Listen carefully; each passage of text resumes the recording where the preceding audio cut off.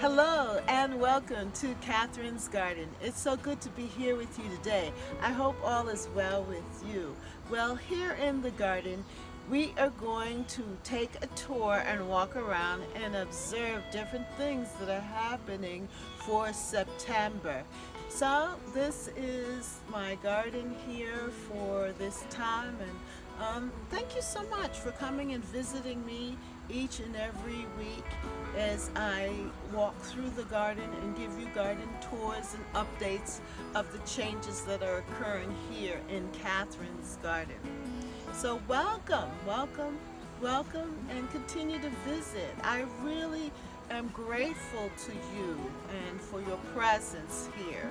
And I hope that I'm able to share with you some little tidbits and ways to enhance your garden, and also, more than anything, a place where you can relax and experience joy.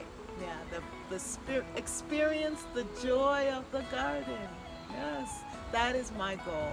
That we can just let my garden be our therapy, be our place of reflection, relaxation, and joy. Here in my Zone 6 garden, I am enjoying the changes and looking forward to the colors of the season. I do love the way that my plants are responding to the cool mornings and the warmth of the day.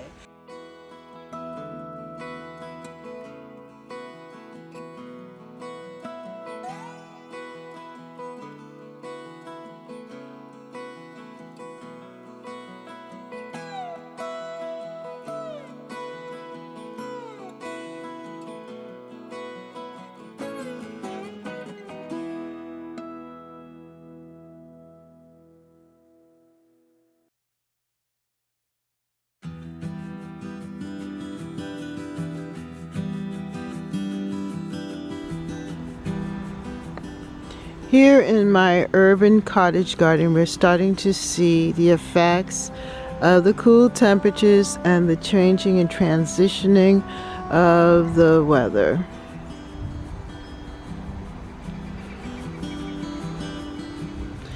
I still have tomatoes growing here.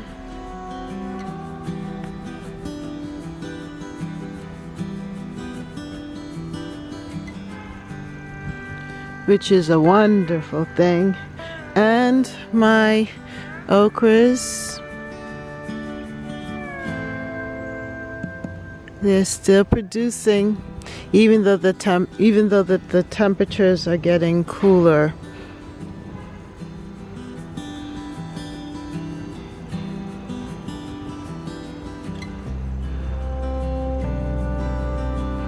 I can discover here a zucchini that I need to harvest before it spoils.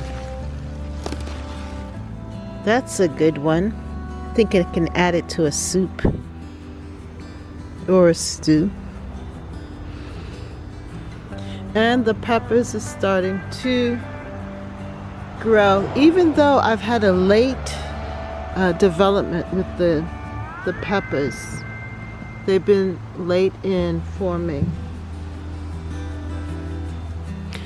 But what I really want to show you is this pumpkin that is growing here in this bed.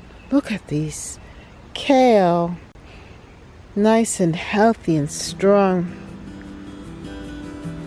Really good.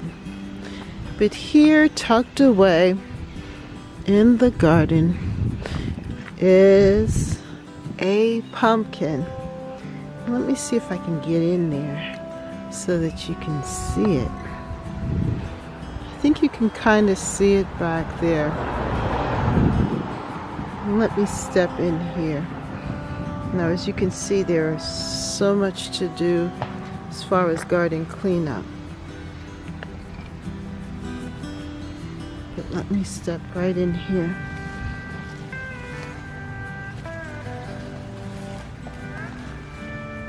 Do you see it? There it is, my pumpkin. It's a good size.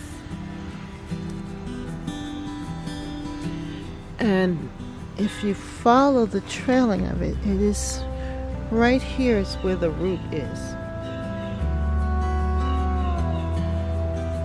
And it's come through and landed up right here, developing this pumpkin.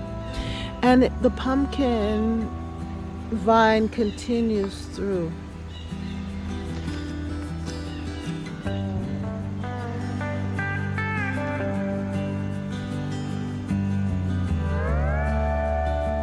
Here you can see the hydrangea tree.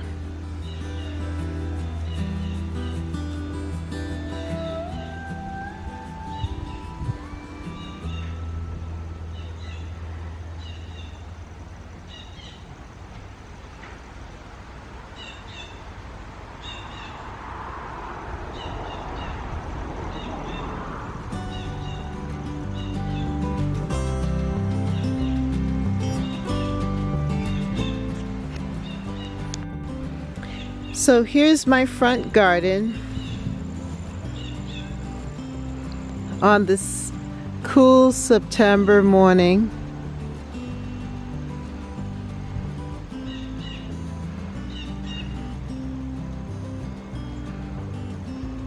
The squash plant is just growing through everything.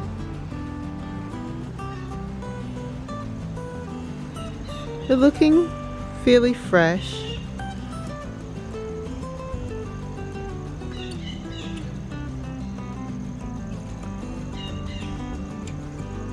These kale have definitely been a highlight here in the garden. And these cosmos are growing up. Last year this happened to the cosmos, and then late in October they flowered. So far we have some, but what I'm hoping that more will come. Now check this out. Look at the snail.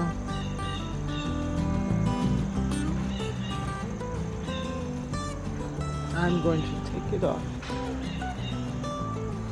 Look at that.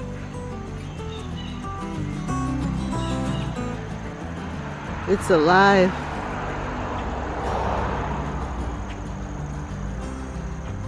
But not for long.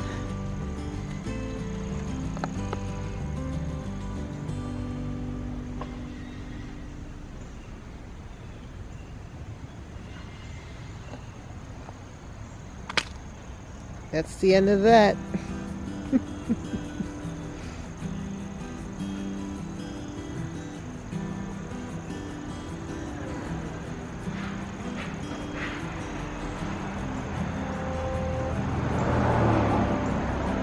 The garden is still looking very beautiful. It has color in it, and I'm inspired by it still.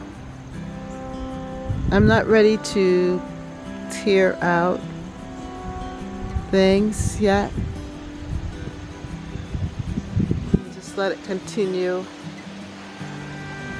experiencing its glory here.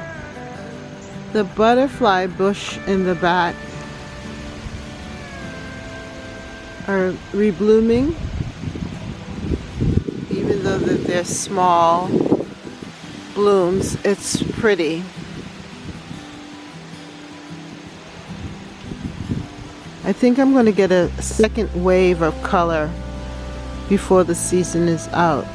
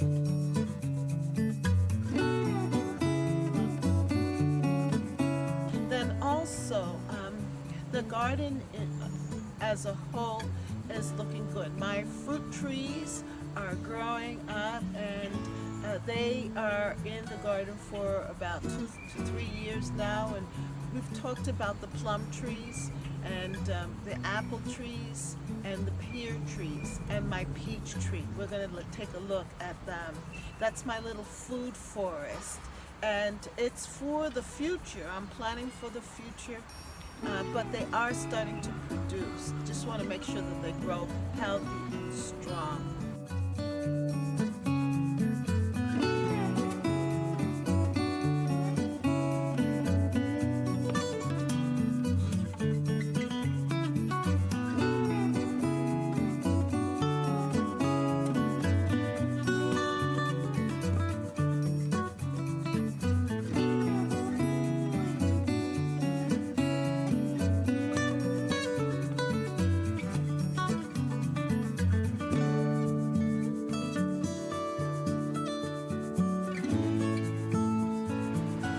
The plum has a sort of yellowy center, and as you can tell, I've already eaten it. It is very good.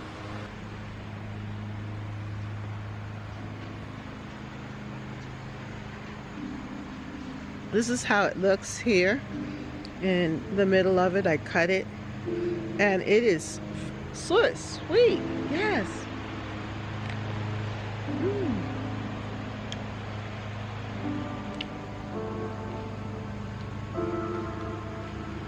It's actually perfect. It has like a sort of sour, sweet taste. I guess it could have sat a little longer on the tree, but it's very good, very good. So what I really want to check out here this morning is my plum tree.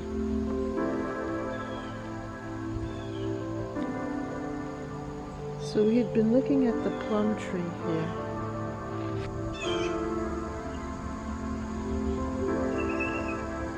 So here is my plum tree, the yellow egg plum. It's a dwarf plum.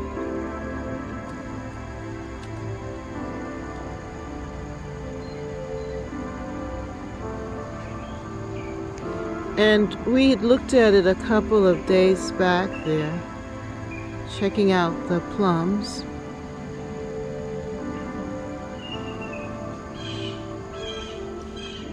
I'm going to take another look at them now.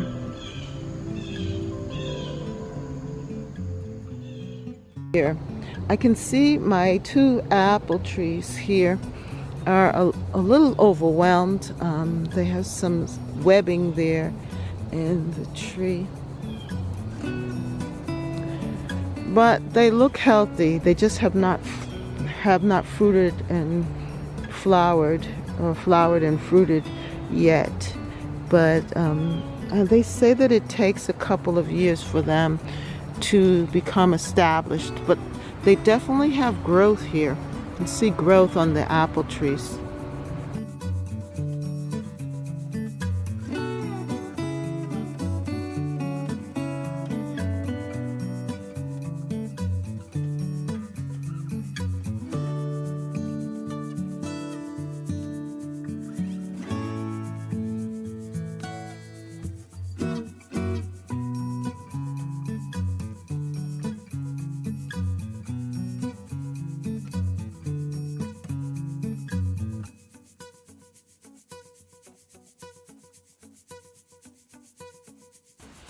Along with the tuberous begonias, there are the garden begonias, the annuals, that I put into the garden as well. And they are looking really good. They're growing up, and I think that they are something that I'm going to continue to add every year to the garden. The begonias. They're so beautiful, and I love that color. I might experiment next year with a different color as well. Maybe the red and pink together, or white and pink. So let's take a look at that. You know, I have been planting these different tubers like the tubers of the callas and the bulbs of the calla lilies, and even the calendriums. I've spoken about them. But also I have the tuberous begonias. And I've had those tuberous begonias for a while here in my garden. Well, this year only two of them have actually bloomed. So let's take a look at the tuberous begonias and look at their beauty and how they've actually shown up in the garden, making the area that they are in look so beautiful.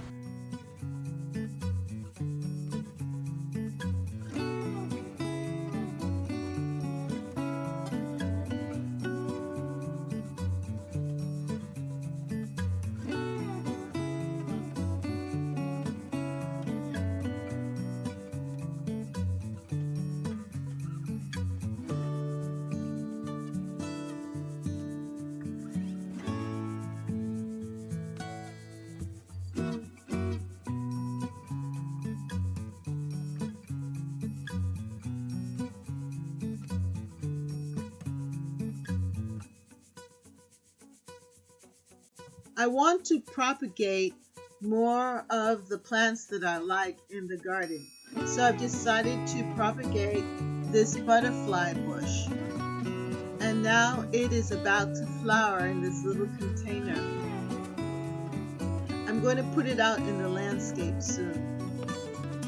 And here is my propagated hydrangea shrub. It has gained many leaves, and with the others that I propagated earlier in the season, they seem to be doing very well. This is what I want, more of them, the big leaf mop-head hydrangeas in the garden. I love the hues and the changing of the colors of the wonderful blooms of the hydrangea shrub. My butternut squash is starting to develop, and they're trailing throughout the garden area there. There was a period of drought, and I think it affected the growth of the butternut squash, but they have been rebounding, and I am starting to see a lot of squash in the area.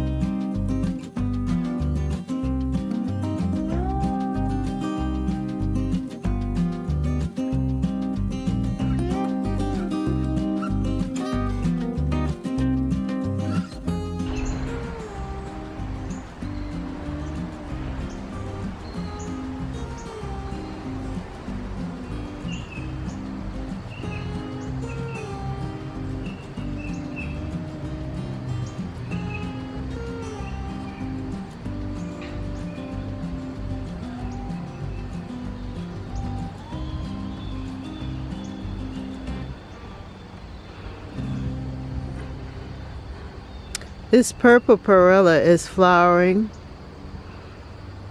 and soon it will be filled with seeds. But I love the color contrast of the little flowers and the leaves.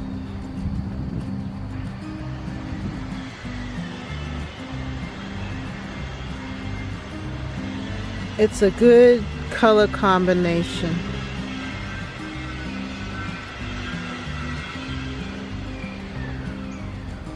It blends in so well with the color of the hydrangea.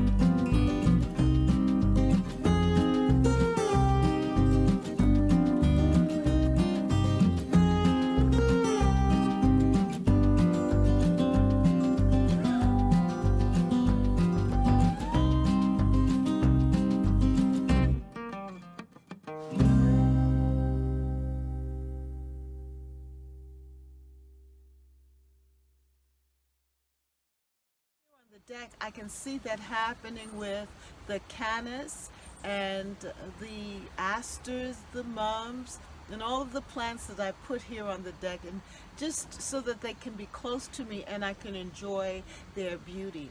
My canna lilies are starting to open up, and they're providing a whole lot of more flower stalks. The color is so amazing. I love this color of this particular flower on the canna, and it is new to me this year planting cannas. So I'm happy to see the changes here. Also on the deck, the asters are gaining more color. They're opening up and flowering. So I want to show you that as well.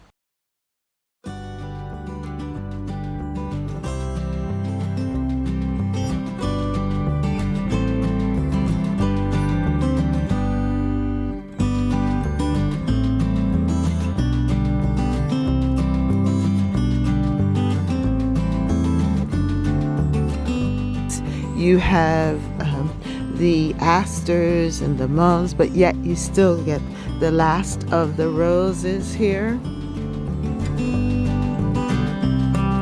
And I think this is definitely the last of the rose.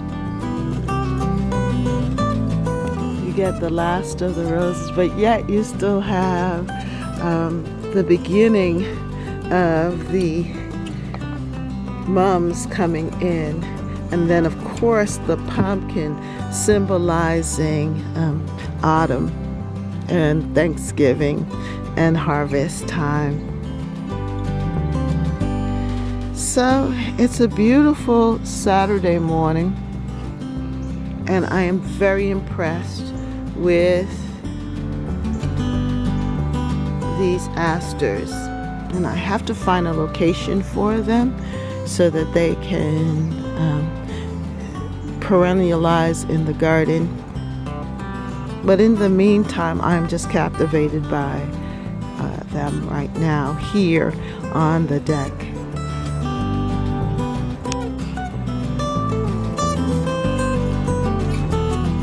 And what I am just continually satisfied with is my cannas, which are producing so well here on top of the deck.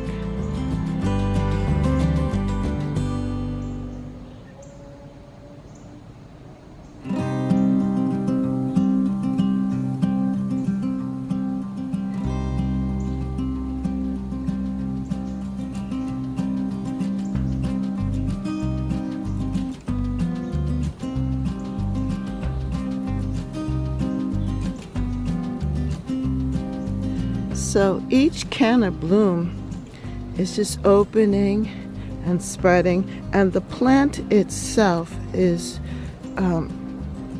doing well in this pot. You can see it here in the pot.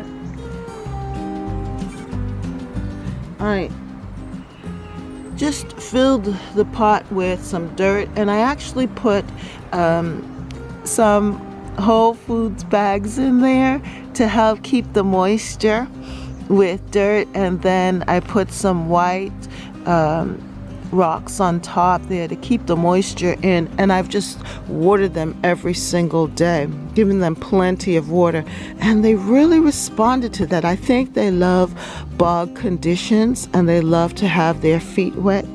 So that's really good, because then I have to be afraid about overwatering the cannas.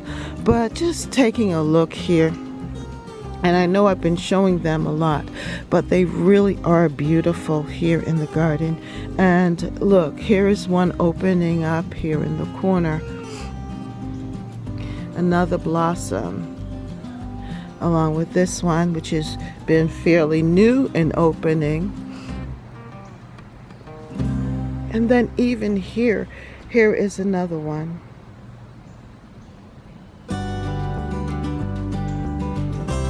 I have to say that this has been a success, definitely. And I purchased these canna tubers from Costco in my little Costco bag. And it has really been worth it, because it was It's the first time. Isn't that pretty? Wow. It's the first time that I've ever grown cannas. I've seen them, and here in Boston, they have them like on the median strip there between the cars. You could see different cannas planted there in containers. It's part of the beautification of the city, and I've always admired the plant. And I see that they also have like cannas with variegated leaves and different colors, orange and the fuchsia, just really pretty. But this is what they had to offer at Costco, this coral color. And I'm so glad that I picked it up and I took the chance.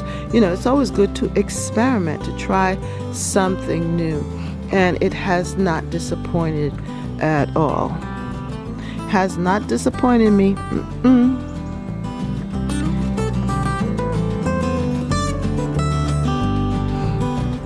And as you know, I love things really full. I like this overflow and abundance. So to have multiple stalks coming up with a lot of flowers like this is just so satisfying. And every morning when I walk out, I just feel so happy about it.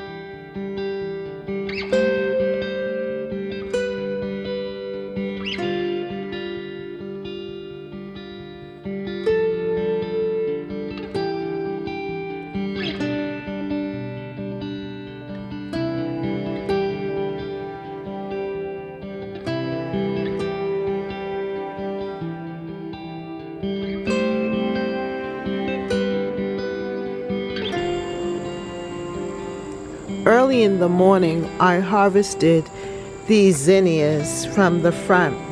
I was deadheading the flowers, and I decided that I would bring them in, pull them together, and create this little bouquet of zinnias from my front garden. I love the colors of pink and purple and fuchsia. And look at the zinnia with its little crown of yellow, I don't know what they are called, but flowers, I guess, or tops on the zinnias. And each one is different. This one here is more of a cottage, cabbage style, I guess.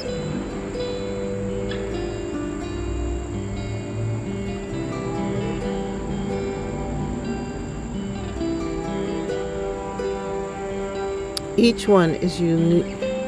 Each flower is different and delicate and unique in its own way.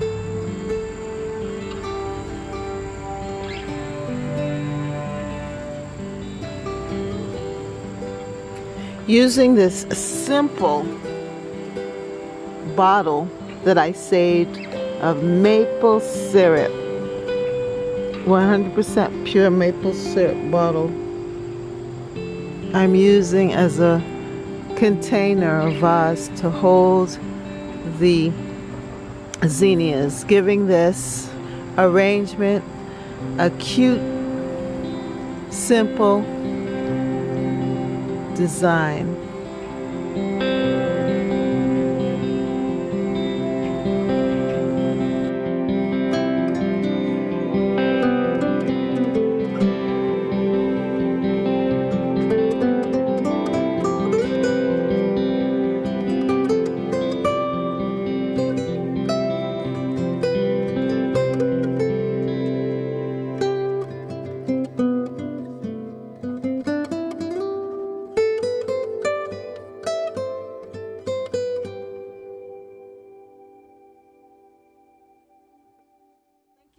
much for coming here and visiting with me here in Catherine's Garden.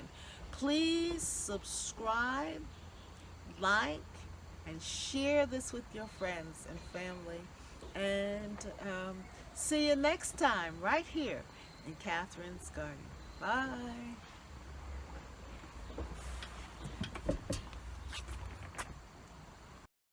For more videos, like, subscribe, and hit the notification bell. And thank you so much for watching. See you next time right here in Catherine's Garden. Bye.